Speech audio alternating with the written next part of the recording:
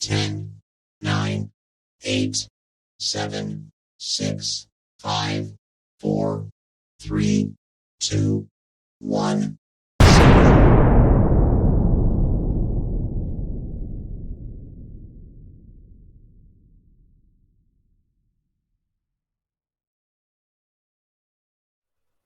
Welcome to Sky Life, everyone. I would like to quickly introduce myself to those of you who are not familiar with me.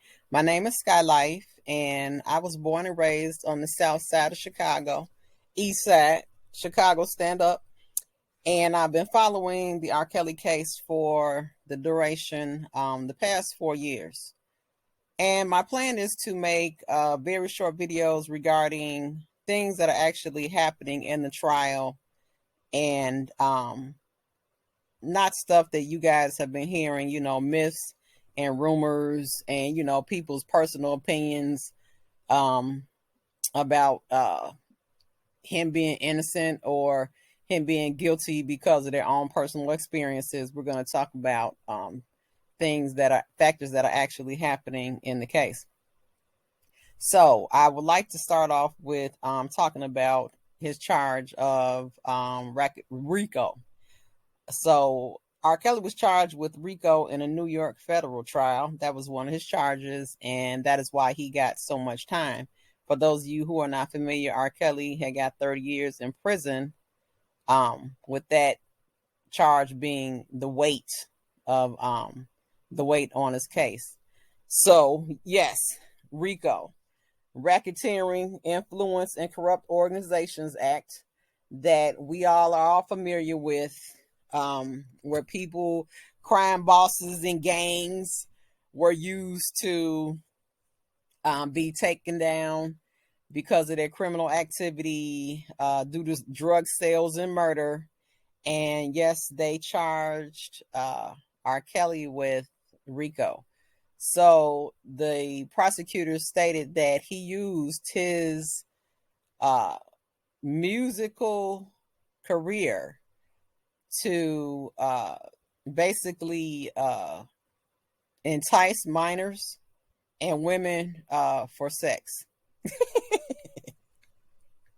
So I have to laugh because it's absolutely ridiculous. To portray that R.Kelly is, first of all, not an attractive man, that he is he still is the king of R&B, okay? And he is a mega celebrity, mega superstar. So to infer that he had to use his music career to get women it's insane. I mean, people stop and think, what celebrity do you know, even the ones that are not attractive, they still have thousands and actually millions of women at their beck and call. So for them to create this narrative is just insane to me. Second, what did he gain? What type of profit did he gain in all this? It just doesn't make any sense. So to say that he gained sexual acts with women, he was already getting that. So I don't know. It's just really weird to me how people create these narratives and then you guys believe them. Okay. And for those of you who state that he has a history of liking minors and sleeping with minors, well, then why not charge him with that? Why do you have to charge him with the RICO? Okay. Charge him with sexual abuse of a minor. And when I looked it up in Illinois, it stated that it would carry up to what, 3 years in Illinois, and I believe in federal it was from 10 to 25 for federal in New York. Now, to our understanding, after doing research and being on YouTube for these past 4 years, it is understood that they did this in order to go back 30 years because they still mad that he got away from his previous when he was in court previously, when they tried to lock him up for child pornography, in the trial was in I think it was '08, and they're basically mad about that. So they created the racketeering, the RICO charge, so they can go back 30 years and entail his old charge plus his new charge.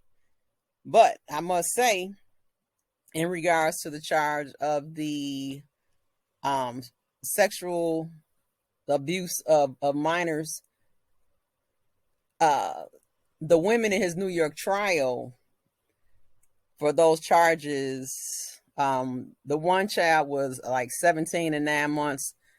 The other girl, I can't even remember how old she was, but I believe she was 17 too.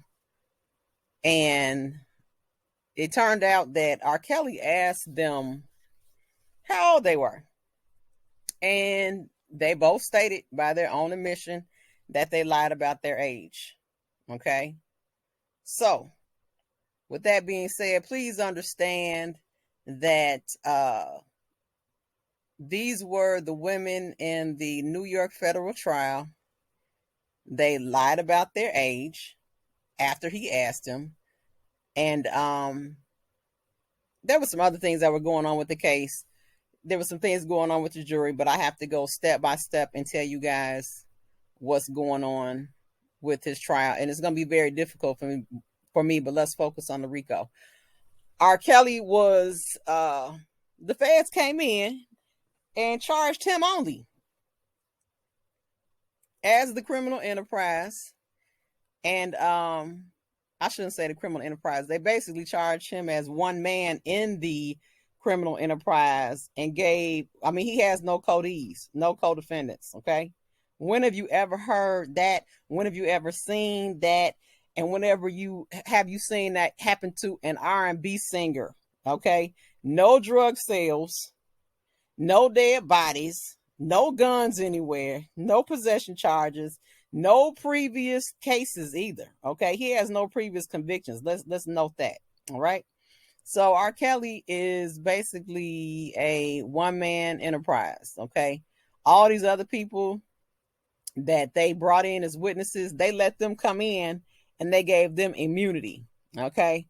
And these people turned out to be people that work for him and long time ago, and all of them have gripes over payments. Oh, he didn't pay me, so it looks like, and came out to be, that all of these people are basically mad at him because they were saying, oh, like he was a mean boss. they basically testified that he was basically a mean boss and he didn't pay him money and stuff like that. And they would try to say stuff in regards to him having rules in his house and things like that to back up the inference that he was being mean to women that were either visiting his home or actually living in his home. But I don't want to go too far off of that. As we all know, there was a time period where there was women living with him, but I just wanted to bring light to the RICO charge, the fact that he is the only one that was charged in the RICO. Okay. No codees, no co-defendants. The witnesses that testified against him were given immunity. Okay. The fact that the young ladies that they had testified, the witnesses that testified against him, I should say the accusers, were 17. One was 17 and like 9 months. R.Kelly, and the other one was Geronda Pace. And both of those women, by their own admission, lied about their age. So if R.Kelly is such this P word that you guys say he is, why did those ladies have to lie about their age? If he's interested in young girls and he likes to sleep with minors and stuff like that. Give the man a chance, okay? Please pay attention to everything. Don't just look at what the documentary has put before you. As you all know, Lifetime has created a docuseries that I labeled documentary, and they continue to play this. And people believe that they believe what is said in this documentary. But then when people like me come on and give you opposing theories and opposing information and opposing facts of this case, they don't want to take them into account. Why is that? If you want to hear the bad, why can't you hear the good? If you want to hear the lies, why can't you hear the truth? It's just amazing to me. And then you have different type of people that hate R. Kelly. Then you got people with their own personal agenda and their personal experiences who were abused by their parents or their fathers or some random offender, and they want to say, "Oh, because I was abused, I believe their stories." Take your personal account, your personal experiences out of this. It has nothing to do with what personally happened to you. That doesn't validate somebody else's story to make it true. I mean, people, just stop and think and be objective and be fair. But if you could tell me of another person, even now, we see multiple guys that are going through the racketeering process right now, being charged. And we see kidnapping. They're charged with murder. Money laundering, gun possession. None of that stuff was involved in R. Kelly's case, okay? None of it. But it's just amazing that you all think that it's okay for them to overcharge him. But put yourself in his shoes. Would you want to be overcharged? If you, let's say you did do a criminal act, and it was going in the store stealing a wallet. Would you want to be charged with murder? I mean, because that's exactly what they're doing. And then, last but not least, and I'm going to get out of here, but I'm going to have to come back on some of these topics that I said. They have created a narrative that because R. Kelly had a lot of women, okay, and he has slept with a lot of women. But I'm here to let you all know now, don't believe the narrative. He has not, every woman that he has slept with is not a minor, okay? That is not a fact. That is not what's happening. I don't care. I'm from Chicago, South Side, East Side. Got friends went to Kenwood, friends went to Hyde Park. Saw women get in the car with him. It wasn't by gunpoint. All the myths you want to come up with. We all know. No, we don't know anything. We know that we saw women getting in the car with him. We don't know what they were doing, and we don't know where they were going. And we also know that Frank, Nitty, and Ray Ray were also putting those teenage girls in the car and taking them and doing whatever else you trying to accuse R. Kelly of doing too, okay? But you didn't watch them, but you watched R. Kelly, okay? Let's just keep it real, people. Thank you for listening to my video. I'm going to come back again with several videos, but make sure you are subscribed to the channel. Make sure you like all of my videos, even if you don't watch them. No, go watch my videos. I'm making them short now, so they about 5-6 minutes. This one might be a little bit longer, but watch the videos, like, subscribe to the channel, and share this, y'all, because people need to know. They overcharged R. Kelly. If you all are saying that he slept with minors, charge him for that. Let him do his time and go home. Why would you want somebody to be overcharged and understand that now, and that's just one of his charges. We're going to talk about the other charges. Why would you want somebody to be overcharged? Because now that this has happened, it is